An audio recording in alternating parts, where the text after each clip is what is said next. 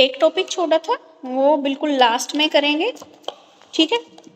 अभी second unit का एक टॉपिक है जो हमने फर्स्ट यूनिट में भी पढ़ा था। अब हमारी जो सेकेंड यूनिट है वो 10 मार्क्स की है। फर्स्ट यूनिट का एक टॉपिक छोड़ दिया, वो जो बिल्कुल लास्ट में कराऊंगी आज की क्लास में। सेकेंड यूनिट है हमारी फिजिकल मोटर डेवलपमेंट, ठीक है। ये हमारी 10 मार्क्स की यूनिट है, जिसमें आप टॉपिक पढ़ोगे ग्रोथ एंड मैच्योरेशन, यानी कि ग्रोथ एंड डेवलपमेंट वाला, growth and fine motor skills in infancy and pre school children. उसके बाद है आपका role of parents and teachers in providing opportunity for physical motor development, for example play, education implication of the knowledge of motor development. बिल्कुल छोटी सी unit है आपकी 10 marks की, ठीक है। चलिए सबसे पहले बात करते हैं, हमारा जो सबसे पहला ही टॉपिक है इसमें, what do you mean by growth, और उसके बाद पढ़ेंगे मैच्योरिटी क्या होती है, ग्रोथ वृद्धि क्या होती है। हमने लास्ट क्लास में भी पढ़ा था जब डेवलपमेंट पढ़ा था, ठीक है। तो यहाँ पर जो हमारी ग्रोथ है उसका मीनिंग होता है कि एक व्यक्ति के, एक पर्सन की जो बॉडी होती है उसमें डिफरेंट डिफरेंट अंगों के विकास और उनकी जो वर्क एफिशिएंसी है उसके डेवलपमेंट से लिया गया है। अगर सिंपल वर्ड में देखा जाए तो हमारे शरीर के आकार में, भार में वृद्धि होना, हमारी मसल्स में ग्रोथ होना, उसको हम क्या बोलते हैं, वृद्धि यानी कि ग्रोथ बोलते हैं। लास्ट क्लास में हमने जब फर्स्ट यूनिट स्टार्ट की तो उसमें भी थोड़ा सा ग्रोथ का बताया था, लेकिन फर्स्ट यूनिट पूरी की पूरी डेवलपमेंट के ऊपर थी और ये क्या है, हमारी ग्रोथ के ऊपर है, ठीक है।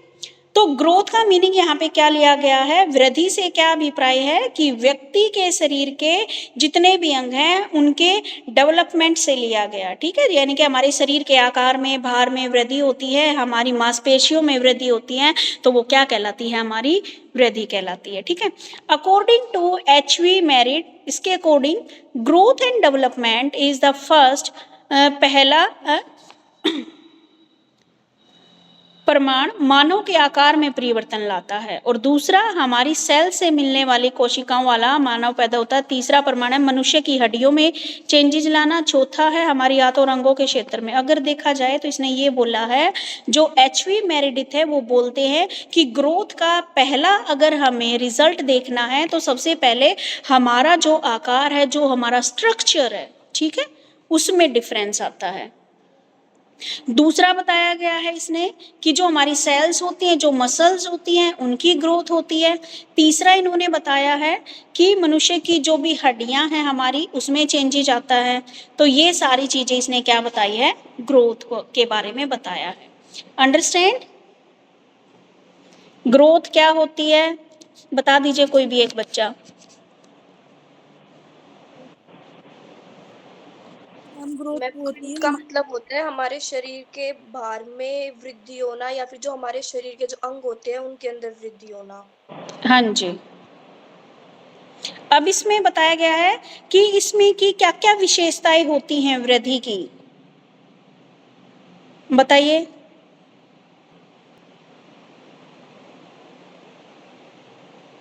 क्या क्या विशेषताएं होती हैं, ये क्वांटिटेटिव नेचर, हाँ जी बताइए बताइए।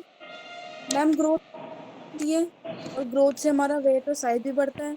हाँ जी, और जो ग्रोथ होती है वो इंटरनली होती है, वेरी गुड। और ग्रोथ जो होती है कॉन्टिन्यूस नहीं होती है, हाँ जी, मतलब ग्रोथ कॉन्टिन्यूस। ठीक है। क्या बताया गया है, जो वृद्धि होती है वो हमारी क्वांटिटेटिव नेचर की होती है, यानी कि मात्रात्मक होती है। ग्रोथ हमारी लगातार नहीं होती है, एक समय के बाद हमारी ग्रोथ रुक जाती है। ये हमारी इंटरनल होती है, ठीक है। ये हमारी हेरिडिटी और इन्वायरमेंट की अंतःक्रिया में वृद्धि होती है, यानी कि वंशानुक्रम और वातावरण की अंतःक्रिया से होती है, ठीक है। अब मुझे लगता है कि ग्रोथ वाला यानी कि वृद्धि वाला जो कंसेप्ट है वो सबको समझ में आ गया होगा। आगे इसका डिफरेंस दे रखा है, वृद्धि और विकास में क्या अंतर है। वृद्धि और विकास का अंतर पहले भी हम कर चुके हैं, एक बार 2-3 पॉइंट कोई भी बच्चा बता दीजिए, ताकि फिर हम क्लियर है ना। वृद्धि वाला पॉइंट, नाजमा, नाजमा बोल रही हूँ, नाजिया क्या नाम है,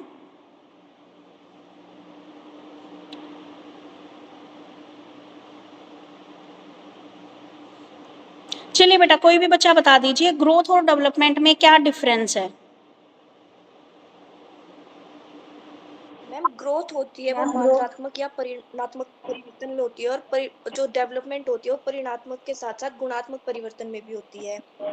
जो वृद्धि होती है वो बेसिकली शारीरिक जो चेंजेस होते हैं हाँ उससे जी, संबंधित होते हैं, और जबकि जो डेवलपमेंट होती है वो शरीर के साथ साथ जो हमारी मेंटली जो डेवलपमेंट होती है वो होती है।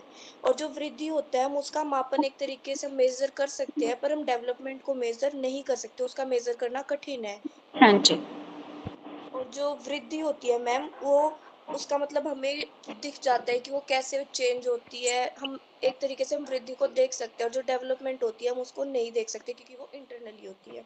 हाँ जी।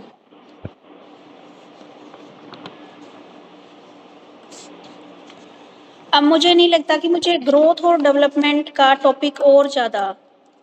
हाँ जी, ग्रोथ एक स्पेसिफिक टाइम पीरियड की होती है, पर डेवलपमेंट स्पेसिफिक टाइम पीरियड के लिए नहीं होती है। अब आगे आता है, ये क्लियर है ना first point, growth and development वाला। अब इसमें बात आती है, what do you mean by maturity. Thank you बेटे। मैच्योरिटी क्या होती है, परिपक्वता का क्या अर्थ है। ठीक है, तो इसमें इन शॉर्ट से एक बार बता रही हूँ। बालक में जब वृद्धि और विकास के बाद उसके बिहेवियर में जो एक कंसिस्टेंसी और जो एक सामवेगिक सामान्यता प्रदर्शित होती है उसे परिपक्वता कहते हैं। परिपक्वता का अर्थ विकास की उस निश्चित अवस्था से माना जाता है जिसमें बालक उन कार्यों के करने योग्य हो जाता है जिन्हें वे उस अवस्था में पूर्ण नहीं कर सकते थे। परिपक्वता के कारण बिहेवियर में चेंज आता है। अब देखो भाई, मैच्योरिटी क्या होती है। मैच्योरिटी का मतलब होता है जब आपकी ग्रोथ एंड डेवलपमेंट हो जाती है। तो देखो, डेवलपमेंट तो पूरी जिंदगी चलती रहती है, लेकिन जब ग्रोथ हो जाती है तो उसके बाद क्या होता है, हमारे बिहेवियर में कंसिस्टेंसी आ जाती है, हमारी जो कॉग्निशन पावर है वो भी क्या है, बढ़ जाती है, और ये चीजें हमारे बिहेवियर में दिखाई देती हैं, उसको हम क्या बोलते हैं, मैच्योरिटी बोलते हैं। ठीक है, जब आप चीजों को समझना शुरू कर देते हो, बच्चों की तरह जिद नहीं करते, तो उस टाइम पे आपके अंदर क्या आ जाती है, मैच्योरिटी आ जाती है। ठीक है, यानी कि एडोलसेंस की एज में आप क्या है, मैच्योर होना शुरू हो जाते हो। ठीक है, यानी कि किशोरावस्था में बच्चा मैच्योरिटी की तरफ जाना शुरू हो जाता है, वो चीजों को क्या है, पहले की तरह जिद नहीं करता है। ठीक है, तो आपके बिहेवियर में चेंज आता है, यानी कि एक स्थिरता आती है, वही क्या कहलाती है, आपकी मैच्योरिटी कहलाती है। और क्या बताया गया है भाई, मैच्योरिटी हमारी फिजिकल और मेंटल दोनों हो सकती है। जब हमारी फिजिकल मैच्योरिटी है, उसे तात्पर्य बच्चे के अंदर जो भी उसकी सेंस है, यानी कि ज्ञानेंद्रियां हैं और कर्मेंद्रियां, वे पूर्ण रूप से क्या है, डेवलप हो चुकी है। और मेंटल मैच्योरिटी से तात्पर्य बालक की जितनी भी मेंटल एबिलिटीज है वह पूर्ण रूप से क्या है, डेवलप होने लगी है। ठीक है, बालक शारीरिक एवं मानसिक दृष्टि से क्या है, मैच्योरिटी ग्रो परिपक्वता की ओर बढ़ता है। जैसे जैसे उसने सीखने की गति बढ़ती है, उसके सीखने का स्तर भी ऊपर उठता है। अब देखो भाई, सिंपल से वर्ड में मैच्योरिटी का मतलब क्या बताया गया है। मैच्योरिटी का मतलब जैसे जैसे आप बड़े होते हो, आपके बिहेवियर में क्या है, एक स्थिरता आने लगती है।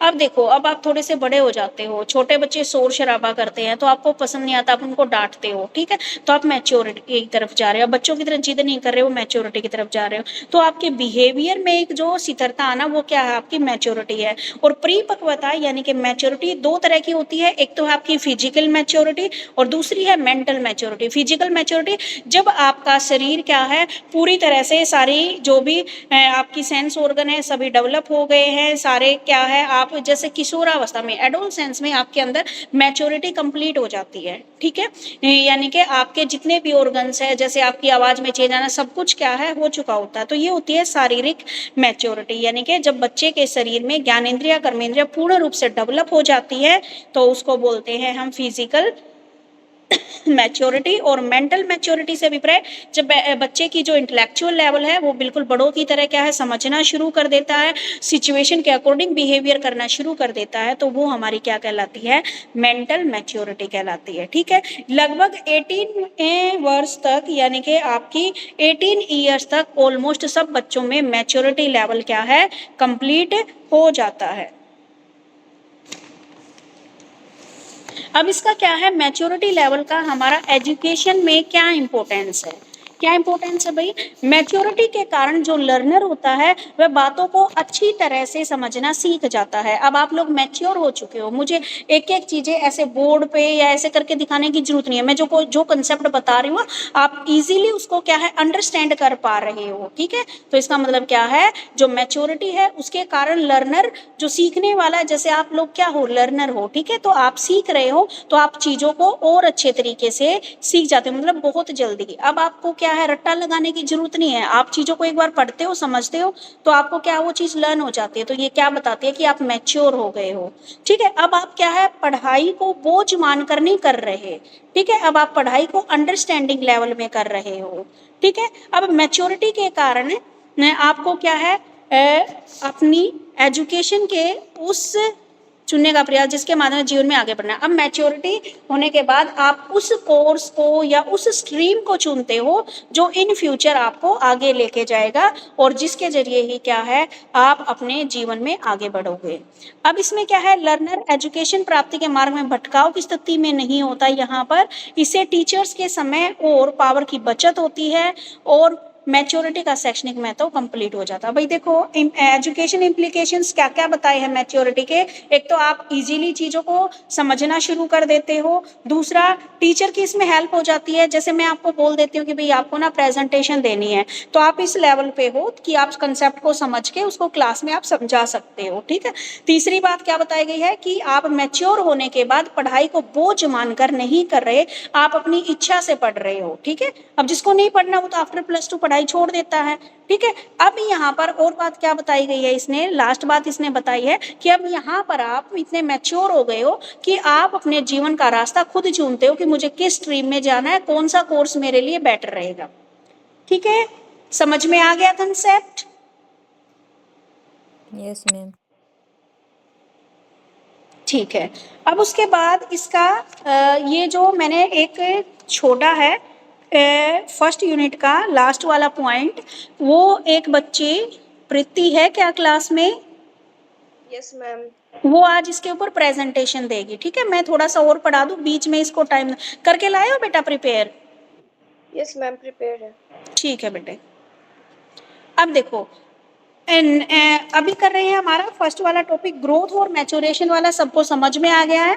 नेक्स्ट है इसमें सेकंड यूनिट में growth and fine motor development skills in infancy and pre school children, यानी कि शिशु एवं पूर्व विद्यालय बालकों में साधारण और विशिष्ट गत्यात्मक विकास कौशल, ठीक है। यानी कि जो बच्चे अभी छोटे हैं और जो क्या है स्कूल में नहीं जा रहे, तो उनके अंदर क्या क्या मोटर डेवलपमेंट, क्या क्या गत्यात्मक यानी कि क्या क्या स्किल डेवलप होती हैं, उनके बारे में अभी यहाँ पर हम पढ़ेंगे। तो सबसे पहले इन्होंने बताया कि मोटर डेवलपमेंट क्या होती है, यानी कि गत्यात्मक विकास क्या होता है। जब बालकों में मोटर डेवलपमेंट की बात करते हैं तो हम दो तरह के मोटर स्किल्स के बारे में यहाँ पे बात करते हैं, एक होती है ग्रोस मोटर स्किल्स और एक होती है फाइन मोटर स्किल्स, ठीक है। ग्रोस क्या होती है, हमारी सामान्य गत्यात्मक कौशल, और फाइन यानी कि स्पेसिफिक विशिष्ट। सामान्य गत्यात्मक यानी कि जो ग्रोस मोटर स्किल्स है उससे अभिप्राय बालक की जो भी उसकी योग्यता है, एबिलिटी है, जिसमें बालक बड़ी मांसपेशियों का प्रयोग करता है, जैसे चलना, खड़ा होना, बैठना, उठना और तैरना। और फाइन मोटर स्किल्स में बालक छोटी मांसपेशियों का प्रयोग करता है, उंगलियों, अंगूठे और हाथ का प्रयोग। तो बालकों में मोटर स्किल के लिए टीचर और अभिभावक को विशेष एक्टिविटीज का आयोजन करना चाहिए, लेकिन सबसे पहले बालक की विभिन्न अवस्थाओं में होने वाले गत्यात्मक विकास का ज्ञान होना चाहिए। उसके लिए हम डिफरेंट एक्टिविटीज आयोजित करने में सहायता, गत्यात्मक विकास का एक अन्य नाम फंक्शनल डेवलपमेंट भी है। अब देखो भाई क्या बताया गया है इसने, मोटर डेवलपमेंट क्या होती है। मोटर डेवलपमेंट का अभिप्राय हमारे अंदर क्या है, स्किल्स डेवलप होना, ठीक है। हमारे अंदर स्किल्स, हमारे अंदर कुछ कौशल डेवलप होना, ठीक है, जिसके जरिए हम काम करते हैं। और जो हमारी मोटर डेवलपमेंट है, गत्यात्मक जो विकास है, दो टाइप में इन्होंने डिवाइड किया है, ग्रोस मोटर स्किल्स और दूसरा है हमारा fine motor skills. Gross motor skills में तो बच्चा सबसे पहले क्या सीखता है, वह अपनी जो उसकी मसल्स का, जिसमें बड़ी मसल्स का यूज होता है, उनके द्वारा काम सीखता है, जैसे चलना, खड़ा होना, बैठना, उठना, तैरना। ये किस में आती है? ग्रोस मोटर स्किल्स, जिसमें क्या है, उसकी बॉडी का यूज हो रहा है, पूरी बॉडी का यूज हो रहा है इसमें, ठीक है, चलना, खड़ा होना, बैठना, उठना, तैरना। और फाइन मोटर स्किल्स में क्या है, जिसमें मैं पूरी बॉडी का यूज नहीं कर रहा, जस्ट जैसे अपने हाथ का प्रयोग कर रहा है, ये क्या कहलाती है? Fine motor skill. जैसे बच्चा अंगूठा चूसता है, या फिर बच्चा क्या है, पेन से लिखता है, तो ये क्या होती है? Fine motor skills. अब इसने बताया कि जो मोटर डेवलपमेंट है वो बच्चे की अलग अलग स्टेज में कैसे कैसे होती है। अब बच्चे की यहाँ पर इन्होंने 3 स्टेज बताई है। सबसे पहले तो बताई है इनफेंसी स्टेज, ठीक है, इनफेंसी स्टेज यानी कि शिशु काल, 0 से 2 साल। और एक बताई इन्होंने pre school children. Pre school children में इन्होंने एक तो लिया है बच्चे का जो चाइल्डहुड है, चाइल्डहुड को इन्होंने 2 भागों में बांटा है। एक तो है आपका प्री चाइल्डहुड और एक है आपका पोस्ट चाइल्डहुड। प्री चाइल्डहुड 2 से 6 साल तक का होता है और पोस्ट चाइल्डहुड आपका 6 से 12 साल तक होता है। तो सबसे पहले बात करेंगे इन्फेंसी यानी कि शिशु काल के दौरान बच्चे की कौन कौन सी मोटर डेवलपमेंट होती है। अब देखो भाई, 0 से 2 साल तक तो बच्चे की क्या है, मेन तो जो ग्रोस मोटर स्किल्स हैं आपकी वो डेवलप होती है। जैसे बच्चा क्या है, चलना सीख रहा है, लुढ़कना सीख रहा है, रेंगना सीख रहा है, ठीक है, अपने पैरों के जरिए खड़ा होना सीख रहा है, ठीक है, यानी कि अपने जो भी उसको कंट्रोल करना सीख रहा है, अपनी बॉडी को कंट्रोल करना सीख रहा है। तो 2 वर्ष तक के बच्चे में सिर्फ और सिर्फ ग्रोस मोटर स्किल्स ही आती हैं, ठीक है, ये बात क्लियर हो गई।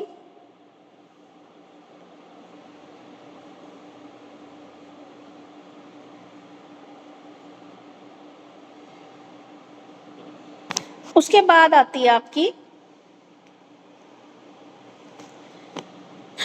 चाइल्डहुड के दौरान, ठीक है, प्री स्कूल चिल्ड्रन के अंदर चाइल्डहुड के दौरान जो हमारा बचपन है, बाल्यकाल है, एक तो होता है प्रारंभिक बाल्यकाल और एक होता है उत्तर बाल्यकाल, यानी कि प्री चाइल्डहुड और पोस्ट चाइल्डहुड। प्री चाइल्डहुड होता है आपका 2 से 6 ईयर, यानी कि प्री स्कूल की जो एज होती है, प्राइमरी स्कूल की जो एज होती है, बच्चा प्री नर्सरी में जाता है, नर्सरी में जाता है, केजी में, तो वहां पर बच्चा क्या सीखता है, इसमें यहाँ पर बच्चा अपनी आईज का और अपने हैंड्स का कोऑर्डिनेशन सीखता है। आईज और हैंड्स का कोऑर्डिनेशन कैसे सीखता है, अब यहाँ पर बच्चे को आप स्कूल में डाल देते हो, ठीक है, जैसे बच्चा 3 साल का हो गया, आपने स्कूल में डाल दिया, तो बच्चा वहां पर बैठना सीख रहा है। आईज का और हाथ का कोऑर्डिनेशन कैसे करा है, जैसे टीचर उसको समझा रही है, कुछ दिखा रही है, क्लास में एक्टिविटी करा रही है, ठीक है, तो वो उसको क्या है, देख रहा है। और हाथ का कोऑर्डिनेशन कैसे हो गया कि इस एज तक बच्चा लिखना सीख जाता है, ठीक है, जो आंखों से देख रहा है और लिख रहा है, देख रहा है बोर्ड पे और लिख रहा है, ठीक है, 6 साल तक बच्चा लिखना सीख जाता है। और इस एज में बच्चा क्या है, दौड़ना, छलांग लगाना, कूदना, ये सारी चीजें भी बच्चा सीख लेता है, ठीक है, अचानक चलते चलते रुक जाना, ठीक है, नाचना, और अलग अलग क्या है, डिफरेंट डिफरेंट जो भी शेप्स है, शेप्स बनाना सीख जाता है। और बच्चा क्या है, बिना घुटनों को छुए अपने पैरों की उंगलियों को छू सकता है, कैंची से, यानी कि वे कैंची से काट सकते हैं, लेकिन घर वाले कैंची तो नहीं देते ना, यानी कि अक्षर लिखना सीख जाता है, पेंसिल को पकड़ना सीख जाता है, ठीक है, तो ये सारी चीजें बच्चा प्री स्कूल एज में सीख जाता है। यानी कि यहाँ पर क्या आपको कोई रट्टा मारने की जरूरत नहीं है, घर में जो छोटा बच्चा हो, देख लो 2 से 6 साल तक के बच्चे क्या क्या करते हैं, वो सारी चीजें आपको यहाँ लिख देनी है, ठीक है। और उसके बाद बताया गया है चाइल्डहुड में 6 से 12 साल तक, इसमें बच्चा क्या है, पूरी तरह से अपने आंखों का और हाथों का क्या इस्तेमाल करना सीख जाता है। बालक तेज दौड़ना सीख जाता है, इसमें बड़ी छलांग लगाना सीख जाता है, ठीक है, ठोकर मारना, चलना, लिखना, ये सारी चीजें, यानी कि 6 से 12 साल तक की एज में बच्चे के अंदर ग्रोस मोटर स्किल और फाइन मोटर स्किल सारी की सारी डेवलप हो जाती है, ठीक है, बॉडी बिल्डिंग करना सीख जाता है, हाथ से कागज पर लिखना, मिट्टी की आकृतियां बनाना, कंप्यूटर पे गेम खेलना, पौधों में पानी देना और ड्राइंग वगैरह, ये सारी चीजें बच्चा चाइल्डहुड तक सीख जाता है। तो ये था आपका gross and fine motor development. Gross development क्या होती है, जिसमें बच्चा अपनी पूरी बॉडी का इस्तेमाल करता है, यानी कि बड़ी मांसपेशियों का, बड़ी मसल्स का, लार्ज मसल्स का उपयोग करके चीजों को सीखता है, वो आपकी ग्रोस मोटर डेवलपमेंट कहलाती है। और फाइन मोटर डेवलपमेंट क्या कहलाती है आपकी, यानी कि वशिष्ठ गत्यात्मक कौशल, ये क्या कहलाता है, जिसमें बच्चा अपनी छोटी मसल्स का प्रयोग करके सीखता है, जैसे हाथ में पेंसिल पकड़ना, लिखना सीखना, ठीक है, ये आपकी फाइन मोटर स्किल्स होती है या फाइन मोटर डेवलपमेंट होती है। और इसमें आपका इनफेंसी और प्री स्कूल चिल्ड्रन दोनों के बारे में बता दिया। इनफेंसी स्टेज में बालक सिर्फ और सिर्फ आपकी ग्रोस मोटर स्किल्स को सीखता है, यानी कि सामान्य गत्यात्मक कौशल को सीखता है, जिसमें बच्चा बैठना, लुढ़कना, रेंगना, रेंगने का मतलब क्या है, क्रोलिंग करते हुए, यानी कि घुटनों के बल चलना, ये चीजें सीखता है। और प्री स्कूल चिल्ड्रन में बच्चे क्या है, अपना यानी कि पेंसिल पकड़ना, यानी कि फाइन मोटर स्किल्स भी सीखना शुरू कर देते हैं, ठीक है। और चाइल्डहुड के लेटर चाइल्डहुड तक बच्चा क्या है, फाइन और मोटर दोनों चीजें क्या है, सीख जाता है। अब इसके क्या है, कुछ कैरेक्टरिस्टिक्स यानी कि विशेषताएं बताई है। देखो भाई क्या क्या बताया गया है इसमें। इसमें क्या है, बच्चा जनरल टू स्पेसिफिक क्रिया सीखता है। सबसे पहले बच्चा क्या, सिंपल चीजों को सीखता है, फिर उन्हीं चीजों से क्या है, वह स्पेसिफिक एक्टिविटीज की तरफ जाता है, ठीक है। यानी कि पहले बच्चा क्या करता है, सामान्य चीज, जैसे छोटा बच्चा पहले पेन को ऐसे नहीं पकड़ता, वह पहले पेन को मुट्ठी में पकड़ता है, और फिर धीरे धीरे स्पेसिफिक यानी कि उसको ये पकड़ना था, पहले ऐसे पकड़ेगा, फिर धीरे धीरे ऐसे पूरे हाथ को ऐसे पकड़ना सीखेगा, और धीरे धीरे इस पे यानी कि जनरल से लेकर स्पेसिफिक की तरफ जाता है। यानी कि आप इसमें एग्जांपल ये ले लेते हो, बच्चा पहले क्या है, अल्फाबेट सीखता है, ABCD सीखता है, और उसके बाद क्या सीखता है, वह वर्ड बनाना सीख जाता है, ठीक है। अब क्या है, निकट दूर विकास क्रम, इसमें बताया गया है कि शरीर के केंद्र में स्थित अंग पहले क्रिया करते हैं, यानी कि जैसे हृदय, गुर्दे, लीवर इत्यादि, उसके बाजू, पैर आदि की क्रियाएं होने लगती है। इसने बोला है कि निकट दूर का डेवलपमेंट का सिद्धांत है, उसके अकॉर्डिंग क्या है, बच्चे के बड़े अंग सबसे पहले काम करना शुरू करते हैं।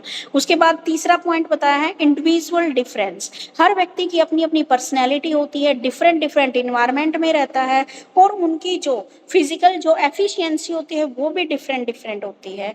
तो इसलिए बताया गया जो मोटर डेवलपमेंट है वो भी बच्चे की क्या होती है, अलग अलग होती है। कोई बच्चा तो जल्दी सीखता है और कोई बच्चा क्या है, लेट सीखता है। तो व्यक्तिगत भिन्नताएं भी हमारी क्या है, इसकी विशेषताएं हैं कि हर एक व्यक्ति में अलग अलग भिन्नता होती है, अलग अलग वातावरण में लोग रहते हैं, ठीक है, और उनकी शारीरिक क्षमताएं भी अलग अलग होती है, और उनमें जो गत्यात्मक विकास है वह भी अलग अलग गुणवत्ता वाला होता है। उसके बाद इसने बताई है जेंडर डिफरेंसेस, जेंडर डिफरेंसेस का भी हमारा स्किल्स के ऊपर प्रभाव दिखाई पड़ता है। जैसे इसने बोला है 3 एज की आयु के लड़के और लड़कियों की जो योग्यता और गत्यात्मक कौशलों के विकास में अंतर नहीं होता, लेकिन उसके बाद अंतर स्पष्ट दिखाई देता है। यानी कि जेंडर बायसनेस यानी कि जेंडर डिफरेंस स्टार्टिंग में तो नहीं पता लगता, इनकी जो सीखने की जो पैटर्न है वो सेम रहता है। स्टार्टिंग में तो चाहे लड़का है या लड़की है सेम ऐसे ही पकड़ना सीखते हैं, लेकिन लास्ट में जाते जाते जो इनकी ग्रोस और फाइन मोटर स्किल्स है उनमें क्या आ जाता है, डिफरेंस आ जाता है। कैसे डिफरेंस आता है, कुछ मान लीजिए लड़कियां चीजें जल्दी सीख रही हैं, लड़के क्या है बाद में सीख रहे हैं, या हो सकता है किसी लेवल पर लड़के पहले सीख रहे हैं और लड़कियां क्या है बाद में सीख रही हैं, ठीक है। आगे है आपकी गत्यात्मक विकास पद्धति में यानी कि फोरकास्टिंग भी संभव है। इसके अंतर्गत हम फोरकास्टिंग यानी कि भविष्यवाणी के युग कुछ अवस्थाएं होती है, लेकिन इस बात का मनोवैज्ञानिक सहमत नहीं है। जन्म से लेकर खड़े होने तक की 16 अवस्थाएं होती है, नहीं ये वाला पॉइंट ठीक नहीं है। अब देखो भाई इसमें क्या क्या हमारी विशेषताएं हैं। एक तो इन स्किल्स में मोटर स्किल डेवलपमेंट की क्या क्या विशेषताएं हैं, सामान्य से वशिष्ठ क्रिया की तरफ जाता है, जनरल टू स्पेसिफिक होता है, इंडिविजुअल डिफरेंस होते हैं, जेंडर बायसनेस होती है, ठीक है, नियर टू फार वाला इसमें चलता है, पहले बच्चे नजदीक की चीजें सीखते हैं फिर दूर वाले चीजों को सीखते हैं, ठीक है। ये 3-4 पॉइंट इसमें बता देना। उसके बाद इसने बताया है कि जो हमारी मोटर स्किल्स है उसको इफेक्टिव करने वाले फैक्टर अफेक्टिंग, कौन कौन से फैक्टर्स हैं जो हमारी मोटर स्किल्स के डेवलपमेंट में क्या डालते हैं, अफेक्ट डालते हैं। एक तो है सबसे पहले लैक ऑफ इंसेंटिव, प्रोत्साहन का अभाव। अगर हम अपने बच्चे को मोटिवेट नहीं करते हैं तो हमारा बच्चा चीजें सीख के खुश नहीं होता। कोई भी बच्चा क्या है, काम करके खुश नहीं होता। तो इसमें एक तो अगर हम उसको बार बार मोटिवेट करेंगे तो बच्चा सीख जाएगा। अगर हम उसको मोटिवेट नहीं कर रहे हैं ना तो बच्चा नहीं सीख पाता। दूसरा है लोअर इंटेलिजेंसी लेवल। अगर किसी का IQ लेवल कम है तो वह बच्चा भी चीजों को धीरे धीरे सीखता है, जल्दी नहीं सीख पाएगा। तीसरा weight and size of body. अधिक मोटाई होती है बच्चे की अपेक्षा देर से बैठना, खड़े रहना, चलना फिरना सीखते हैं। मान लीजिए कोई बच्चे का शरीर बहुत भारी है तो ऐसा बच्चा देर से बैठना, खड़े होना, चलना फिरना देर से सीखता है। कोई बच्चा बिल्कुल हल्का लाइट वेट है, वह चलना जल्दी सीखता है। ठीक है। उसके बाद है पर्सनैलिटी थ्रेट, यानी कि जो हमारी पर्सनैलिटी है, बालक का शर्मीलापन, निर्भरता, ठीक है, कायरता, गुणज, ये भी हमारे इसके ऊपर इफेक्ट डालते हैं। वेरियस टाइप ऑफ डिजीज, कोई भी डिजीज बीमारी हो जाती है बच्चे को तो वो भी उसके सीखने की गति पर प्रभाव डालती है। फियर, बच्चे का जो डर है वो भी क्या है, उसको सीखने में पीछे करता है।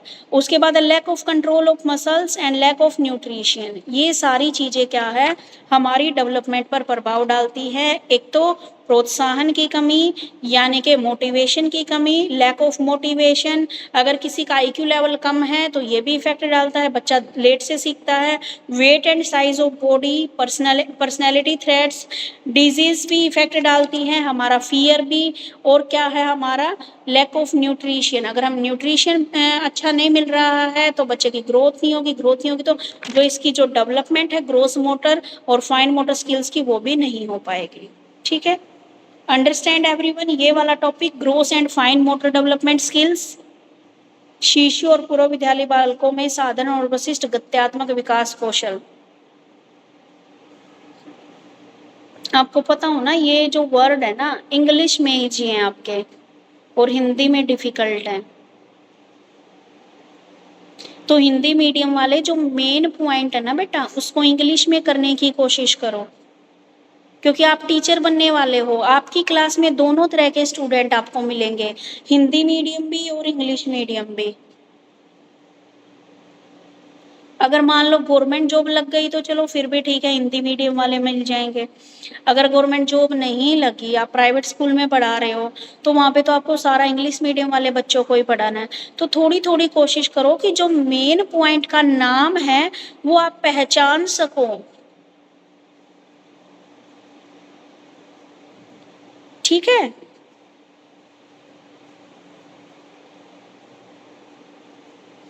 समझ में आ गया?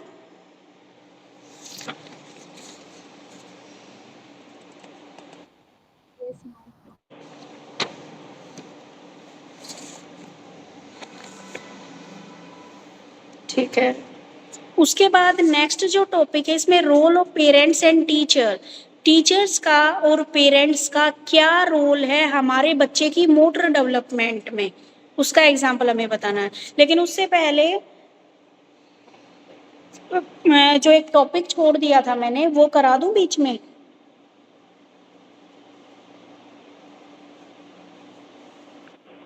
मैम वो लास्ट में कर लेंगे। लास्ट में करोगे? ठीक है तो लास्ट में कर देना। कंटिन्यू चल रहा है तो continue। हाँ बस इसके दो ही पॉइंट रहते हैं इस यूनिट के, एक तो है पेरेंट्स का और टीचर का क्या रोल है और education implication of motor development. ठीक है कि एजुकेशन में जो मोटर डेवलपमेंट है उसका क्या उपयोग है, ये वाले दो ही पॉइंट रहते हैं, ज्यादा बड़ा नहीं है। यूनिट खत्म है अब।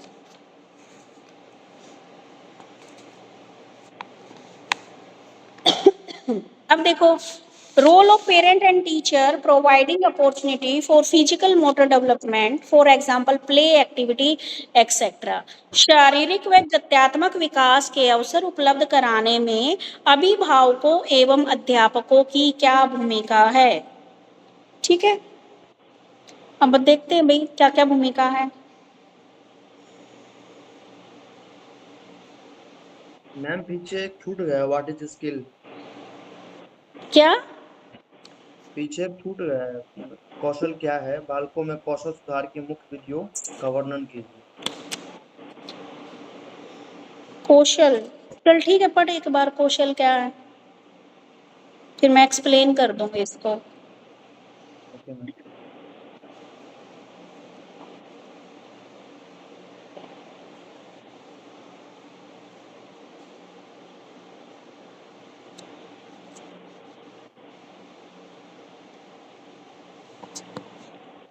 पढ़ो बेटा इसको, स्किल्स क्या है।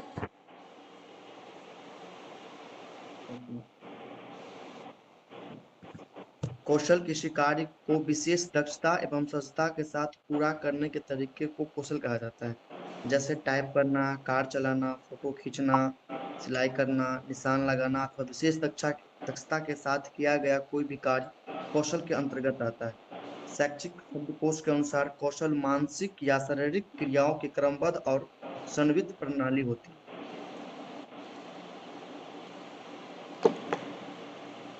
देखो बेटा, स्किल्स में क्या बताया है इन्होंने कि किसी भी कार्य को करने की एक स्पेशल एबिलिटी जो आपके अंदर होती है उसी को क्या बोलते हैं, स्किल्स बोलते हैं, कौशल बोलते हैं। यानी कि किसी काम को करने की जो क्षमता है आपकी, उसी वही क्या कहलाता है, आपका कौशल कहलाता है। जैसे आप क्या है, कुछ भी काम कर रहे हो, जैसे टाइप कर रहे हो, सिलाई कर रहे हो, तो ये क्या है कि स्पेसिफिक एबिलिटी है आपके अंदर। समझ में आ गया कौशल क्या होता है। Yes ma'am. आगे क्या दिया गया है इसमें और। बालकों में कौशल सुधार की मुख्य विधियां। एक वैसे मिनट, तो प्रत्येक बालक हाँ पढ़ दो पढ़ दो, मैं निकाल वैसे तो रहा प्रत्येक बालक हूँ में। अपनी रुचि के अनुसार किसी भी कौशल को देखकर अपने संबंध कौशल का सुधार कर सकता है, परंतु यदि शिक्षक अपने विद्यार्थी को किसी विशिष्ट कौशल सुधार हेतु निम्नलिखित विधियों को अपनाए तो सहजता पूर्वक विद्यार्थी को उक्त कौशल में पारंगत किया जा सकता है। जैसे फर्स्ट है उचित अधिगम विधि का प्रयोग। कई बार किसी कार्य को नियंत्रण या बिना विश्राम के करते रहने से आसानुकूल परिणाम प्राप्त होते हैं। अतः अधिगम विधियों का चयन और उनका प्रयोग कौशलों के विकास का प्रभावित करता है। इन विधियों का चयन विद्यार्थी की आयु और कार्य क्षमता पर निर्भर करता है। अतः कौशलों के अर्जन के लिए उन्हें सीखना तथा अभ्यास करने की उचित विधियां प्रयोग में लाई जानी चाहिए। देखो भाई, इसमें क्या क्या विधि बताए गए हैं जो आपकी स्किल्स को सुधार सकती है। क्या क्या बताया इन्होंने, एक तो क्या है, एक उचित अधिगम विधि का प्रयोग, यानी कि लर्निंग का क्या, एक सिस्टमैटिक तरीका। ठीक है, कि जब भी कोई चीज आप सीख रहे हो तो उसको एक सिस्टमैटिक तरीके से सीखो। ऐसा नहीं है कि आज आपने काम कर लिया उसके बाद 10 दिन बाद आप वो काम करके देख रहे हो, नहीं ऐसा नहीं है। अगर आप उसको सीख रहे हो तो क्या है, बिना किसी रेस्ट के सीखो। बिना किसी रेस्ट का मतलब यानी कि डेली उस चीज को सीखो जब तक वो आपको आ नहीं जाती है। उसके बाद क्या है, कोई भी काम, कोई भी स्किल सीख रहे हो ना, उसको अधूरा मत छोड़ो। मान लीजिए आप कंप्यूटर कोर्स ही कर रहे हो, कंप्यूटर सीखना चाहते हो, आप एक दिन जा रहे हो, 2 दिन नहीं जा रहे हो, तो ऐसे आपको कंप्यूटर चलाना नहीं आएगा। आपको क्या है, आपने ये ठाना ही मुझे कंप्यूटर सीखना, तो उसको कंप्लीट करो। चाहे आप 3 महीने का कोर्स कर रहे हो या 6 महीने का कर रहे हो या 1 ईयर का कर रहे हो। ठीक है, तो ये क्या है, आपके जो भी काम है, कोई भी स्किल जो सीख रहे हो उसको कंप्लीटली सीखो। उसके बाद क्या बताया गया है, गाइडेंस की प्रॉपर व्यवस्था। ठीक है, यानी कि आप जो भी सीख रहे हैं प्रॉपर गाइडेंस, यानी कि आपके ऊपर एक गाइड होना चाहिए, एक सिखाने वाला होना चाहिए जो आपको प्रॉपर गाइड करेगा कि बेटा आपको ये काम इस तरीके से करना है, तब आप उस स्किल्स को सीख जाओगे। आगे क्या है, इसमें फ्लेक्सिबिलिटी होनी चाहिए। यानी कि कोई भी काम क्या है, जब भी कोई स्किल्स आप सीख रहे हो, एक तो वो क्या है, आपका अगर उसके अंदर इंटरेस्ट है तब सीख पाओगे। ठीक है, आप किसी काम को अगर रुचि लेकर सीखते हो तो आप जल्दी सीखते हो। और फ्लेक्सिबिलिटी का मतलब ये है कि इन्वायरमेंट के अकॉर्डिंग अगर आप उसमें कुछ चेंज करना चाहो तो कर सकते हो। अभी यहाँ पर आप एक एग्जांपल ले सकते हो, जैसे स्किल्स में आ गया आपका, जैसे कोई सिलाई करना सीखता है, सिलाई सीख ली किसी ने, उसको कपड़े सिलने आ गए, उसमें फ्लेक्सिबिलिटी कैसे लेके आएगा, उसने सलवार सूट जो कुछ सिलना सीखना था वो सीख लिया। अब उसमें लचीलापन यानी कि फ्लेक्सिबिलिटी ये आएगी कि जैसे इन्वायरमेंट के अकॉर्डिंग जो जो फैशन आता है, जैसे कभी सलवार वाले सूट चल जाते हैं, कभी पैंट प्लाजो, तो वो क्या है, अपनी सिलाई में भी उसी तरीके से वो चीजें सिलने लग जाता। तो ये होता है फ्लेक्सिबिलिटी, यानी कि इन्वायरमेंट या सिचुएशन के अकॉर्डिंग जो मार्केट में चल रहा है उसी के अकॉर्डिंग आप अपना बिहेवियर दिखा रहे हो। ठीक है, तो यानी कि कुछ चेंज करना पड़ जाए तो आप चेंज कर सकते हो। और तीसरी बात इसने बताई गई है कि जो स्पीड है, जो एक्यूरेसी, उसमें तालमेल होना चाहिए। ऐसा नहीं है कि आप स्पीडली काम करते रहो, आपकी जो एक्यूरेसी है वो आप सही नहीं कर रहे, आपने सिलाई सीख तो ली, लेकिन इतनी फास्ट फास्ट कर रहे हो कि कोई टाका लग रहा है, कोई टाका नहीं लग रहा, तो उसका कोई फायदा नहीं है। आपको स्पीड भी बिल्कुल सही रखनी है, यानी कि नॉर्मल स्पीड रखनी है, और काम भी बड़े परफेक्ट तरीके से करना है। और एक क्या बताया गया है आपकी सहायक सामग्री का प्रयोग, यानी कि आपके पास जो भी मटेरियल है जो आपके यूज का है, जैसे कोई भी मॉडल है, कोई भी जो जो चीज आपके यूज की है, उनका भी आपको प्रयोग करना है। ठीक है, तो ये थे आपके क्या स्किल्स क्या होती हैं, उस स्किल्स को कैसे सुधारा जाता है, समझ में आ गया। Yes ma'am. उसके बाद है आपका जो नेक्स्ट क्वेश्चन, ये है आपका फाइन मोटर स्किल्स, और जो आपकी यानी कि साधारण एवं विशिष्ट गत्यात्मक कौशलों का क्या अर्थ है, स्पष्ट कीजिए और इनके विकसित करने में काम आने वाले उपकरणों का परिचय दीजिए। यानी कि जो आपने अभी पढ़ा था ना, फाइन मोटर स्किल साधारण गत्यात्मक कौशल, और एक था आपका ग्रोस मोटर स्किल। एक ग्रोस मोटर स्किल और फाइन मोटर स्किल्स क्या होती हैं, उनमें डिफरेंस यहाँ पे बताना है आपको अपने अलग अलग एग्जाम्पल्स के साथ। ठीक है, ये आपको खुद पढ़ना है, मीनिंग क्लियर करवा चुकी हूँ। डिफरेंस आपकी बुक में दे रखा है कि कौन कौन सी एक्टिविटी आपकी फाइन स्किल्स के अंदर आती है और कौन कौन सी आपकी ग्रोस मोटर स्किल्स के अंदर आती है। ठीक है, पढ़ लोगे ना इसको। Yes ma'am. Yes ma'am. सबके पास बुक हो तो एक बार 2-3 पॉइंट बता दीजिए कोई, ताकि बच्चों जिनके पास बुक नहीं है उसको क्लियर हो जाए।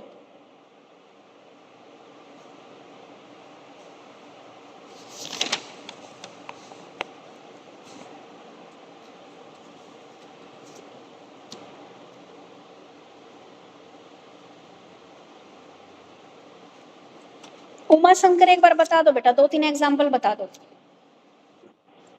Okay ma'am. मैम स्किल या कौशल में आ जाएगा धकेलना, किसी वस्तु को उठा के फेंकना, पकड़ना, पैडल मारना इत्यादि।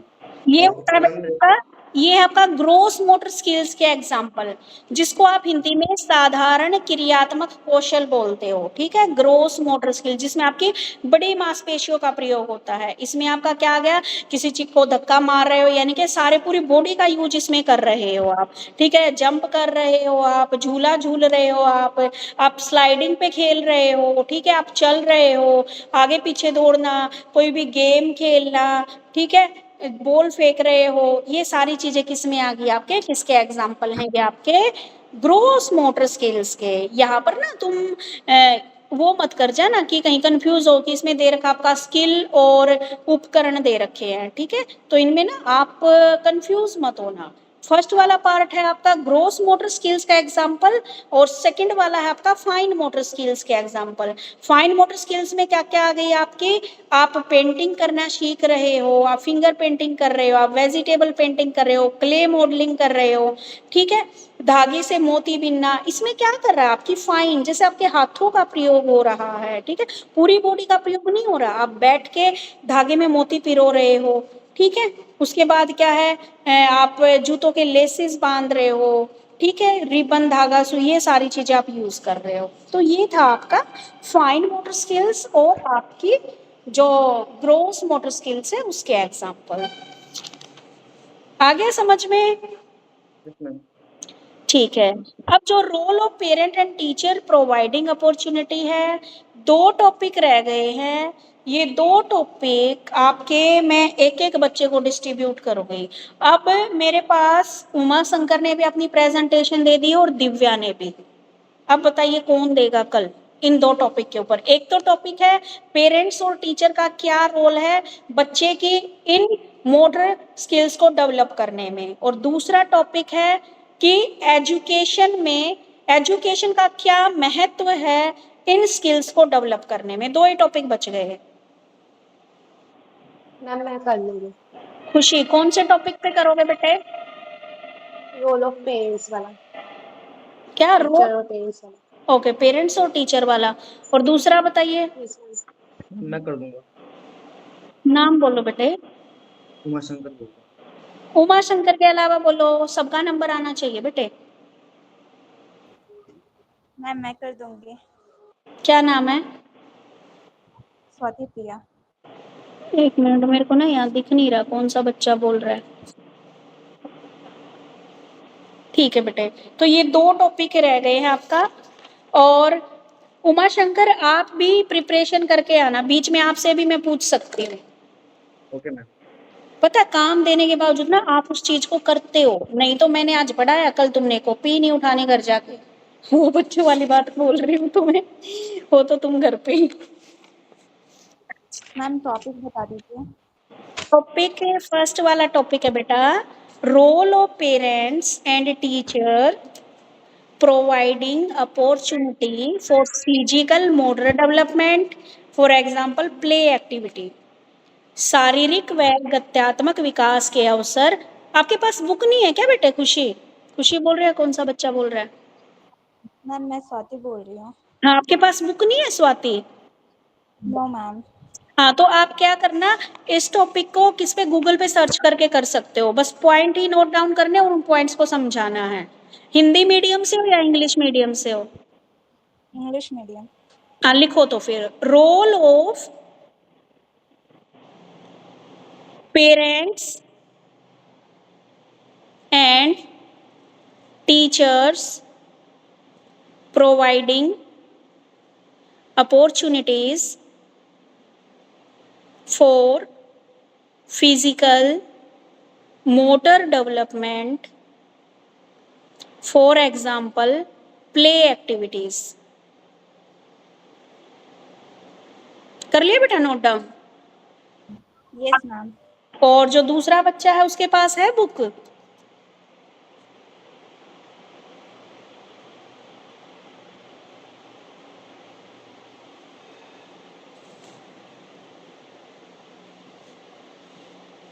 इसके अलावा ये तो है इंग्लिश में करके लाएंगी, और दूसरा बच्चा कौन है जो इसी टॉपिक को हिंदी में करके लाएगा तैयार? मैं भूमि उपल। ठीक है बेटे। और ऐसे इसको जो education implication of knowledge of motor development है, इसको भी एक बच्चा इंग्लिश में और एक बच्चा हिंदी में, ठीक है। अब प्रीति, आपका जो टॉपिक था उसको समझाइए बेटे। हाँ जी मैम। तो मैम हमारा जो टॉपिक था वो था जीन पियाजे का। जो जीन पियाजे है वो एक स्विट्जरलैंड के मशहूर साइकोलॉजिस्ट है। वो पहले ऐसे साइकोलॉजिस्ट है जिन्होंने एक सिस्टमेटिक वे में जो स्टडी है कॉग्निटिव डेवलपमेंट की उसको प्रेजेंट किया था। जीन पियाजे को हम father of psychology, genetics, epistemology और फादर ऑफ कॉग्निटिव डेवलपमेंट भी बोल सकते हैं। तो जो जीन पियाजे है हमारे, वो क्रांतिकारी रचनावादी। तो जो कॉग्निटिव डेवलपमेंट का जो मीनिंग है वो है कि बच्चे कैसे सोचते हैं, कैसे एक्सप्लोर करते हैं और कैसे चीजें फिगर आउट करते हैं। ये एक मेंटल प्रोसेस है। तो जो कॉग्निटिव डेवलपमेंट का मीनिंग ये है कि जो नॉलेज, स्किल, प्रॉब्लम सॉल्विंग स्वभाव का जो विकास है वो बच्चे अपने आसपास के एनवायरनमेंट या फिर वर्ल्ड को समझने में हेल्प करता है। तो जो जीन पियाजे की जो थ्योरी है, उन्होंने बोला था कि जो बच्चे हैं वो अपनी नॉलेज, अपने ज्ञान को खुद ही बनाते हैं।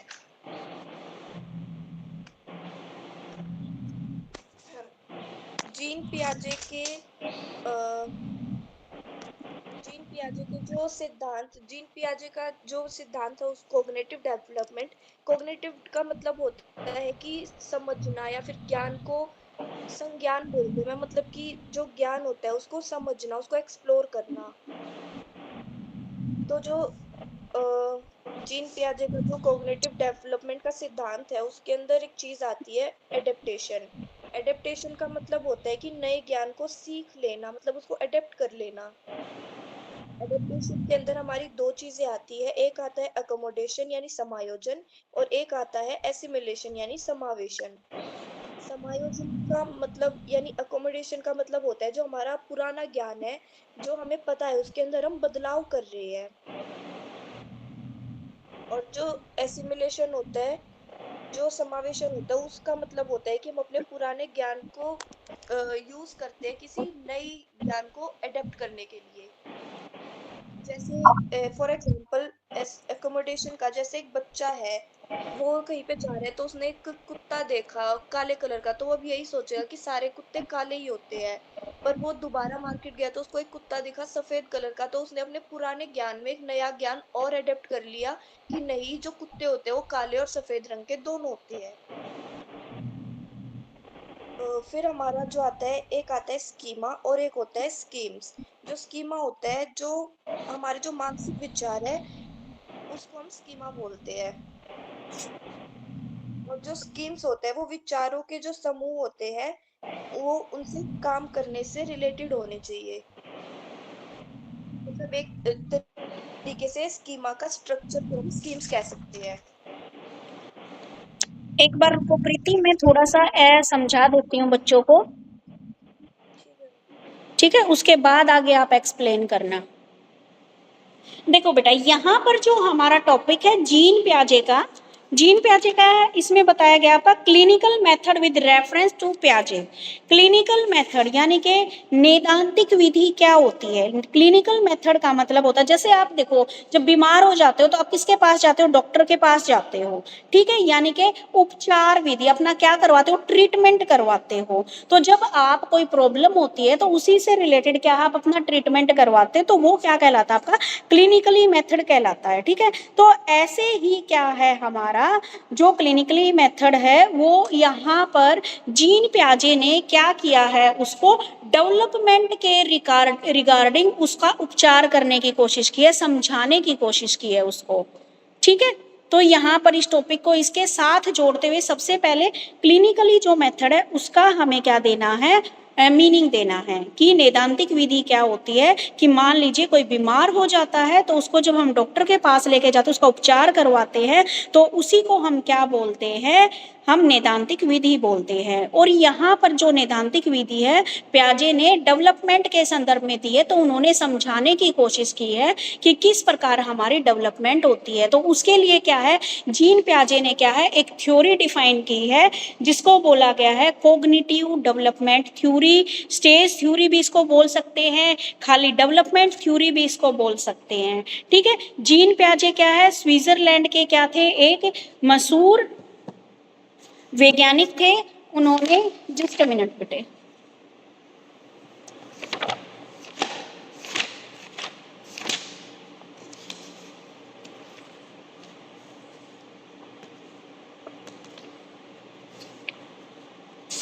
प्रीति एक बार पेज नंबर बोलना। मिल गया, ठीक है। तो उसने क्या है, कोग्निटिव डेवलपमेंट थ्योरी दी। इसमें क्या है, उसको कोग्निटिव डेवलपमेंट बोल लो, डेवलपमेंट थ्योरी भी बोलते हैं। पहले बीच में मैंने एक पॉइंट छुड़वाया था, डेवलपमेंट थ्योरी। तो प्याजे की थ्योरी को डेवलपमेंट थ्योरी भी बोलते हैं, स्टेज थ्योरी भी बोलते हैं, इंटेलेक्चुअल डेवलपमेंट थ्योरी भी बोलते हैं। इसने इन्होंने क्या है, क्लिनिकली डेवलपमेंट थ्योरी भी इन्होंने इसका नाम दिया है, ठीक है। तो अलग अलग नाम से कोई भी थ्योरी आ जाए तो इसमें आपको क्या लिखना है, प्याजे की थ्योरी लिखनी है। तो जीन प्याजे क्या थे, सबसे पहले बता दूं, स्विट्जरलैंड के थे वे। उन्होंने विकास का क्या अर्थ बताया कि बच्चे कैसे सोचते हैं और चीजों को कैसे समझते हैं, ठीक है। वही उन्होंने संज्ञानात्मक विकास बताया। और ये जो डेवलपमेंट है हमारी मेंटली होती है, हमारे दिमाग से रिलेटेड होती है, ठीक है। यहाँ पर उन्होंने क्या किया, सबसे पहले उसने जो बच्चा है उसको 4 स्टेजेस में डिवाइड कर दिया, ठीक है। यानी कि उन्होंने हमारी जिंदगी को 4 स्टेजेस में डिवाइड कर दिया। फर्स्ट स्टेज उन्होंने बताई सेंसर मोटरी स्टेज, ठीक है। फर्स्ट स्टेज उन्होंने बताई सेंसर मोटरी, संवेदी पेशीय अवस्था, ठीक है। पहले मैं आपको इसकी स्टेजेस समझाऊंगी और उसके बाद जो इन्होंने टर्मिनोलॉजी यहाँ पे यूज की है उस टर्मिनोलॉजी को समझाऊंगी, ठीक है। उसने हमारी जिंदगी को 4 भागों में बांट दिया। सेंसरी मोटर स्टेज, दूसरी है प्री ऑपरेशनल, थर्ड है आपकी कॉन्क्रीट ऑपरेशनल एंड फोर्थ है फॉर्मल ऑपरेशनल। फर्स्ट है आपकी हिंदी में बोलूं तो संवेदी पेशीय अवस्था, दूसरी पूर्व संक्रियात्मक अवस्था, तीसरी है आपकी स्थूल संक्रियात्मक अवस्था और चौथी है आपकी औपचारिक संक्रियता की अवस्था। यहां तक क्लियर है? Yes ma'am. ठीक। Yes ma'am. अब ये जो 4 स्टेजेज हैं प्रीति, अब समझाओ इनको। हाँ जी मैम। जो ये हमारी 4 स्टेजेस है, सेंसरी मोटर स्टेज, इसका जो टाइम पीरियड होता है वो होता है जन्म से लेके 2 साल तक के समय का। तो इसके अंदर जो होता है वो जो एक बच्चा होता है वो जो कोई चीज होती है उसको मतलब समझने लग जाता है कि ये चीज यहाँ रखी थी, वो वस्तु स्थायित्व करने लग जाता है, वो मानसिक चित्रण करने लग जाता है, वो अपने दिमाग में ये एक पिक्चर बना लेता है कि ये चीज ऐसी है, वो खिलौने तोड़ने लग जाता है और हाथों से और आंखों से ज्ञान की प्राप्ति करने लग जाता है। हाँ जी, इसमें इस स्टेज में आपको ये बताना है कि 0 से 2 साल का बच्चा क्या-क्या चीज़ें सीखता है, क्या-क्या डेवलपमेंट होती है उसकी। तो आपने भी छोटे बच्चे को देखा होगा, क्या-क्या सीखता है छोटा बच्चा। यहाँ पर सबसे पहले इसको क्या बोला गया है, सेंसरी मोटर स्टेज बोला गया, यानी कि संवेदी गामक, सेंसरी, हमारे सेंस ऑर्गन, बच्चा आँख, नाक, कान, त्वचा, जीभ, इन चीजों से बच्चा क्या है, सीखता है। क्या सीखता है, जीभ से क्या सीखा, ये चीज कोई खट्टी है, मिट्टी है, ये चीज उसने सीखी। इसमें बच्चा क्या है, आपकी नकल करना सीखता है इस स्टेज में। बस आपको ये बताना 0 से 2 साल वाला बच्चा क्या क्या सीखता है, ठीक है। इसमें बच्चा क्या है, आपकी नकल करना सीख दे जाता है। बच्चे को क्या है, वस्तुओं की पहचान होनी शुरू हो जाती है। बच्चे को ये पता लगने लग जाता है ये इसकी मम्मी है, ये इसका पापा, ये दादा, चाचा चाची, यानी कि अपने परिवार के बारे में पता लग जाता है, ठीक है। और थोड़ी सी उसकी मेमोरी भी डेवलप हो जाती है। बस इतना ही काम होता है आपका 0 से 2 साल में। उसके बाद नेक्स्ट वाली बताइए बेटे। दूसरी स्टेज आती है हमारी पूर्व सक्रियात्मक अवस्था यानी कि प्री ऑपरेशनल स्टेज, जिसका टाइम पीरियड होता है 2 से 7 साल तक। इसमें जो बच्चा होता है वो अपने विचार है वो उनको एक साथ इकट्ठा कर लेता है, उसके बारे में सोचता है, वो खेलने लग जाता है, वो आत्म केंद्रित या मतलब वो अपने आप को ही सबसे ज्यादा वो समझता है कि मतलब मुझे ये चीज खाने में अच्छी लगती है तो सभी को ही अच्छी लगेगी। मतलब जो बच्चा होता है वो सूचकता का काम करता है, मतलब वो जो बड़े होते हैं उनसे बहुत सारी चीजें अडेप्ट करता है, वो उस टाइम पे सीखने लग जाता है। ठीक है, अब देखो पूर्व संक्रियात्मक अवस्था 2 से 7 साल। अब ये कौन कौन सी चीजें सीखता है बच्चा, इसको बच्चों की स्कूल एज बोलते हैं, ठीक है। बच्चा स्कूल में जाना शुरू कर देता है, बच्चे की भाषा विकसित हो जाती है, यानी कि लैंग्वेज डेवलप होती है, यानी कि अच्छे से बोलना सीख जाता है। 2 से 7 साल का बच्चा, यानी कि अब 2 साल से ऊपर हो गया और 7 साल से छोटा है, तो बच्चा ये चीजें सीख जाता है। दूसरा, खुद से बातें करना भी सीख जाता है बच्चा, क्या है, उस क्रियोसिटी डेवलप हो जाती है, जिज्ञासा, ये चीज क्यों है, अगर अर्थ है तो वह गोल क्यों है, क्या है, ऐसे क्यों होता है, ये बहुत सारे क्वेश्चन आपसे करना बच्चा जान जाता है। एक इस एज में बच्चे को ये पता लग जाता है कि ये चीजें क्या है, आपकी सजीव है और ये चीज क्या है, निर्जीव है, यानी कि कौन सी थिंग लिविंग है और कौन सी नॉन लिविंग है, किसमें जान है किसमें जान नहीं है, इस लेवल तक बच्चा सीख जाता है। आप अपने आसपास के या आपके घर में भी बच्चा होगा तो उसमें देखो आप कौन सा बच्चा किस स्टेज के अंदर आता है और इस स्टेज में बच्चा क्या क्या चीजें सीख रहा है। जरूरी नहीं है सारी चीजें आपको बुक्स की रटनी है, बिल्कुल भी नहीं। आपको जो जो समझ में आता है, अगर आप खुद समझ के करोगे वो पॉइंट आप लंबे समय तक याद रखोगे। अब क्लियर हो गया यहाँ तक, किसी को कोई प्रॉब्लम है? No ma'am. ठीक है, अब थर्ड स्टेज बताइए प्रीति। तीसरी स्टेज होती है मैम हमारी मूर्त संक्रियात्मक अवस्था यानी कॉन्क्रीट ऑपरेशनल स्टेज, जिसका टाइम पीरियड होता है 7 से लेके 11 साल। इसके अंदर जो बच्चा होता है वो मूर्त चिंतन करने लग जाता है। मूर्त मतलब जो चीजें सामने अवेलेबल होती है जिनको हम टच कर सकते हैं, वो मतलब सामने जो चीज रखी है उसको देख के ये सोचने लग जाता है कि ये चीज ये है, वो तर्क करने लग जाता है, वो वर्गीकरण करने लग जाता है, मतलब वो सेपरेट करने लग जाते हैं चीजों की, ये बॉल है, ये बैट है, ये स्क्वायर है, वो अपना संरक्षण करने लग जाता है। उसके अंदर एक गुण आता है जिसको बोलते हैं पलटावी गुण, मतलब इस एज में बच्चा पलटने लग जाता है, अच्छी तरह खेलने लग जाता है और और उसको गणितीय और संक्रियाओं का पलटावी ज्ञान हो यानी कि जाता है, मतलब रिवर्सेबल मैथमेटिक्स। स्टेज। एक मिनट रुको प्रीति, यहाँ पर पलटावी अवस्था का मतलब ये है कि बच्चा आपके सामने बोलना शुरू कर देता है। आपने कोई बात बोल ली है तो नहीं, वो उसके उसमें बोलेगा जरूर, नहीं मम्मी ये चीज ऐसे नहीं थी, ये वैसे थी, ठीक है। तो इसको आप एक रिवर्सेबल, बच्चा क्या आपको पलट कर जवाब देना भी शुरू कर देता है इस एज में। आगे बताइए। ठीक है मैम। इसके अंदर बच्चे में गणितीय संक्रियाओं का ज्ञान हो जाता है, मतलब उसको नंबर्स का और वो मैथ्स की कैलकुलेशन का थोड़ा थोड़ा उसको ज्ञान हो जाता है, वो सारी चीजें करने लग जाते हैं। ठीक है, अब इसमें किसी को कोई दिक्कत है या मैं एक्सप्लेन करूं? बाकी प्रीति ने बहुत अच्छे से एक्सप्लेन किया है। यस मैम, कोई दिक्कत नहीं। ठीक है, अब आगे बता दो फोर्थ वाली प्रीति। मैम चौथी जो हमारी स्टेज है उसको हम बोलते हैं औपचारिक संक्रियात्मक अवस्था यानी फॉर्मल ऑपरेशनल स्टेज। इसका टाइम पीरियड होता है 11 से लेके 18 साल तक। इसके अंदर जो बच्चा होता है वो अमूर्त चिंतन करने लग जाता है, मतलब वो बिना किसी चीज को देखे उसके बारे में सोच सकता है।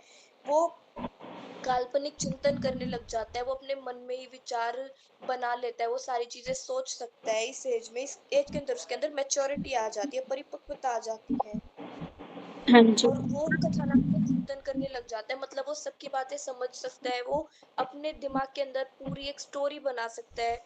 मतलब इसके अंदर जो बच्चा होता है वो मैच्योर हो जाता है। ठीक है। अब यहाँ तक इन चारों स्टेजेस में किसी को कोई दिक्कत है?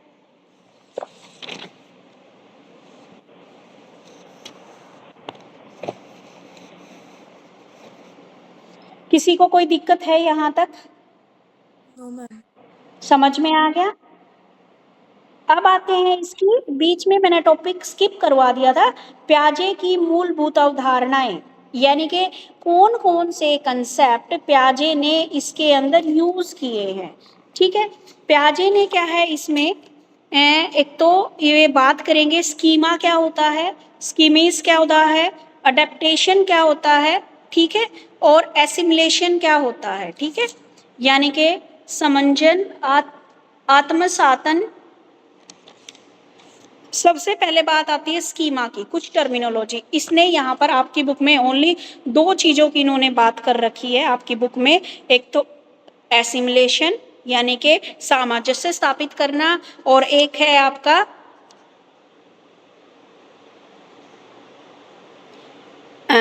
अडेप्टेशन। लेकिन इसने बेसिकली 3-4 चीजों पे बात की थी जो आपका सीटेट में भी क्वेश्चन आता है, स्कीमा वर्ड।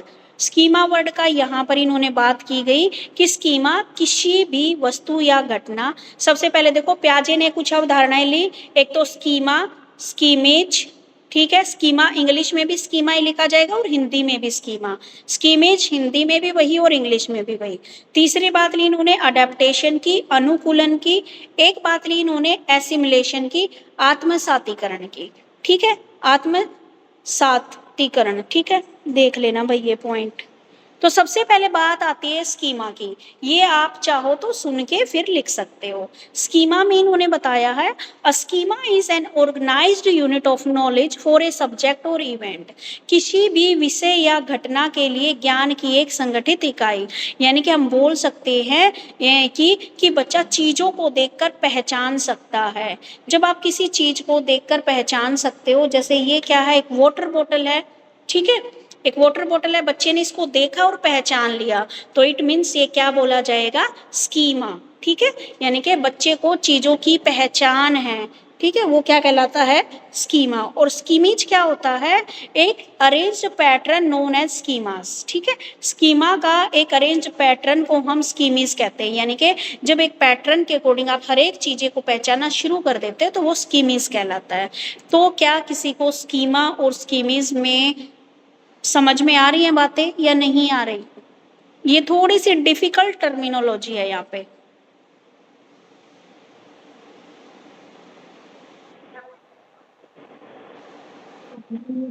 फिर से बोलिए। देखो बेटा, स्कीमा इसमें क्या है, कुछ अपनी थ्योरी में कुछ शब्दावली का प्रयोग किया गया है। सबसे पहले बात की है इन्होंने स्कीमा की। ठीक है, स्कीमा क्या होता है, जब बच्चे चीजों को देखकर उसकी पहचान बता देते हैं तो वो क्या कहलाता है, स्कीमा। जैसे आपने छोटे बच्चे को बताया बेटा ये क्या है, तो बच्चा बोलेगा मम्मी ये बुक है। ठीक है, आपने एप्पल दिखाया, आप बोलोगे ये क्या है, तो बच्चा बताएगा मम्मी ये एप्पल है, ये बॉल है। जब बच्चा चीजों को पहचानना शुरू कर देता है तो उसी को हम क्या बोलते हैं, किसी वस्तु का ज्ञान, यानी कि किसी वस्तु की आइडेंटिटी या उसके बारे में नॉलेज क्या कहलाता है, स्कीमा कहलाता है। ठीक है, उसके बाद बात आती है अडेप्टेशन की। अडेप्टेशन यानी कि अनुकूलन। अनुकूलन का मतलब है कि वातावरण के साथ एडजस्ट करने की प्रवृत्ति, यानी कि बच्चे का जो पहले का जो एक्सपीरियंस है और एक नया एक्सपीरियंस उससे मेल खाता, जो एक साथ फिट नहीं हो सकते। अडेप्टेशन है कि हम एडजस्ट कर सकते हैं या नहीं, अलग अलग डिफरेंट डिफरेंट इन्वायरमेंट में एडजस्टमेंट करने की जो प्रवृत्ति होती है उसको हम अनुकूलन कहते हैं। ठीक है, अनुकूलन का मतलब एडजस्ट करने का मतलब, मान लीजिए अब बच्चे को कोई चीज हम एक टाइम पे प्रोवाइड नहीं करवा पाते तो बच्चा क्या है उसी के अकॉर्डिंग एडजस्ट करता है, कोई बात नहीं भाई बाद में ले आना। या फिर मैंने कोई चीज उससे पूछी है तो उसकी वह अपने एक्सपीरियंस के आधार पर एक नए एक्सपीरियंस को एक साथ क्या है उसको एडजस्ट करना, फिट नहीं कर पाता वैसे तो लेकिन उसको एडजस्ट करता है, एक चीज नहीं मिली लेकिन फिर भी वह एडजस्ट कर रहा है। उसके बाद बात आती है एसिमुलेशन की। एसिमुलेशन में क्या बोल सकते हो आप कि जो पहले जो जानकारी थी अब उस जानकारी में उसने नई जानकारी को जोड़ लिया है, उसको आत्मसातीकरण कर लिया है, एक साथ जोड़ लिया है। जैसे प्रीति ने एक एग्जाम्पल दिया था कि पहले बच्चे को पता था कि कुत्ते काले रंग के ही होते हैं, लेकिन जब मार्केट में घूमने गया तो उसने व्हाइट कलर का भी कुत्ता देखा, तो बच्चा क्या बोलेगा, तो उसने अब ये जानकारी और ऐड कर ली कि कुत्ते सिर्फ डॉग है काले कलर के ही नहीं होते, डिफरेंट डिफरेंट कलर के होते हैं। तो यानी कि पुराने ज्ञान में उसने नया ज्ञान और जोड़ लिया, उसी को हम क्या बोलते हैं, एसिमुलेशन बोलते हैं। ठीक है, यानी कि it gives the new information और experience and add to what already exist in our mind. उसके माइंड में क्या ऑलरेडी एग्जिस्ट कर रहा है और क्या उसने नया एक्सपीरियंस सीखा है, उन दोनों को जोड़ना एसिमुलेशन कहलाता है। ठीक है, और एक होता है अकोमोडेशन, ये आपकी बुक में नहीं बता रखा लेकिन इन्होंने इस यूज को भी वर्ड को भी यूज किया था, समाविष्टीकरण, यानी कि अकोमोडेशन स्कीमा के, यानी कि संतुलित करना, यानी कि अपना जो बिहेवियर था, यानी कि पहले जो जानकारी थी उसके आधार पर अब उसने जो नया चेंज, पहले तो अब ये कुत्ते वाली जानकारी थी, ठीक है, उसने पहले पता था सिर्फ ब्लैक कलर के डॉग होते हैं, अब उसने ये भी पता लग गया व्हाइट कलर के डॉग होते हैं, अब इसने इसी चीज को ऐड कर लिया तो एसिमुलेशन।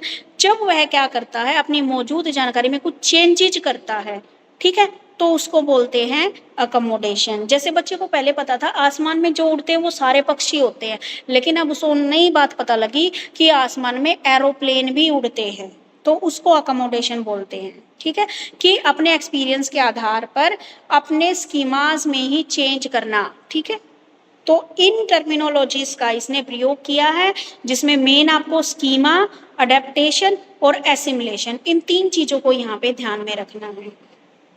समझ में आ गया?